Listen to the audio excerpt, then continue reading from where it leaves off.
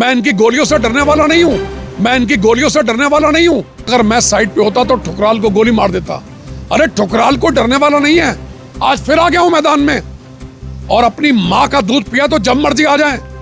मैं बिना कनर के हूं, बिना हथियारों के आया हूं आज यहाँ पर हल्दी और पत्थर चट्टा में सूचना पाने के अधिकार का प्रयोग कर रहा हूं।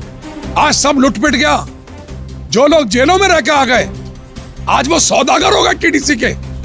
सब कुछ बेच डाला उन्होंने चंद रुपयों की खातिर। अरबों रुपए का माल 6 करोड़ 49 लाख का बेच दिया उन्होंने। नमस्कार, आप देख रहे हैं खबर पड़ताल। मैं हूं राजीव। इस वक्त हम लोग टीडीसी के अस्थायी कार्यालय पर मौजूद हैं और राजकुमार ठुकराल के द्वारा आज एक आरटीआई यहां पर मांगी गई है और उनसे बात भी करेंगे कि आखिरकार ठुकराल साहब 2 पार्ट में हमने इस खबर को चलाया था और आज आप फिर अस्थायी जो कार्यालय फिलहाल यहाँ पर टीडीसी का बनाए आप यहाँ पर पहुंचे हैं। क्या कुछ जो है सूचना के अधिकार में आपने इनसे सूचनाएं मांगी है? महलों की तरह रहने वाला टीडीसी का मुख्यालय जो देश विदेश में प्रचलित था, जिस टीडीसी के बीच के नाम पर लोग दीवाने होते थे, आज टीडीसी महलों से रहकर कहां आ गया है?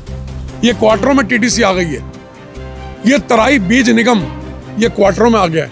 महल जैसा इनका कार्यालय, मैं ये मानता हूं कि हवाई अड्डे का विस्तार हो रहा है, वो कार्यालय भी सुरक्षित नहीं रहेगा, पंतनगर का थाना भी नहीं रहेगा, सारे सरकारी हजारों आवास भी जा रहे हैं। लेकिन आप कहां पर आ गए हो?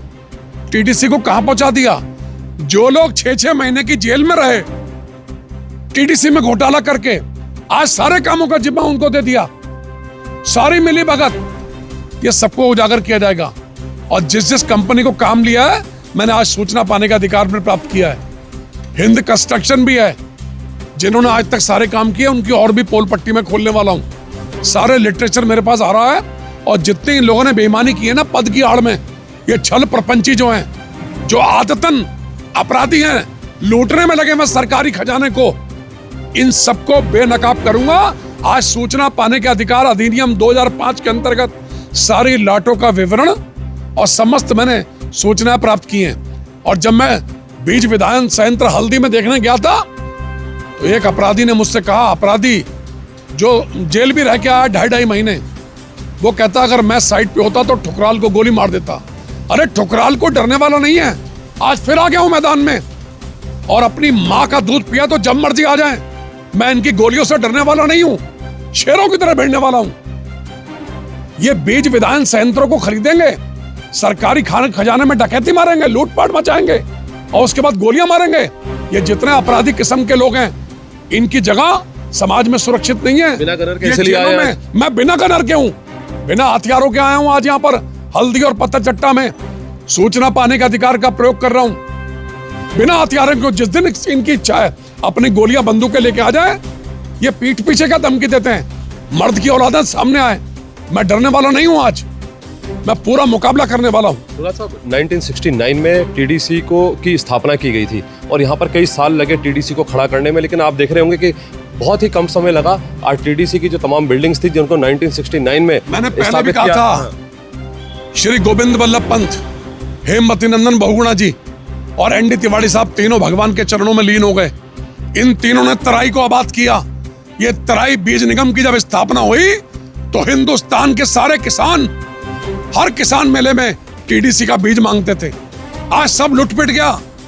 जो लोग जेलों में रह के आ गए आज वो सौदागर हो गए टीडीसी के।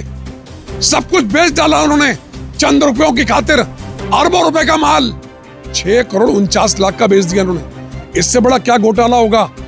जो नहीं के पीछे घोटालेबाजी, घोटाले के पीछे घोटालेबाज हैं। उसी व्यक्ति को चोर को गले पे बैठा दिया जिसने सब लूटपाट की है और धीरे धीरे सबका खुलासा करूंगा। इनके नाम लेकर मैं तथ्यों सहित आपके सामने लाऊंगा। ये जो आरटीआई आपने लगाई है, जब इसके प्रमाण आपके पास उपलब्ध होंगे उसके बाद फिर आप मीडिया से फिर प्रेस करूंगा, लगातार प्रेस करूंगा, जनता को बताऊंगा ये नीच अधर्मी पापी, ये छल प्रपंची आदतन लूट करने वाले, इन सबको जनता के बीच में बेनकाब करूंगा।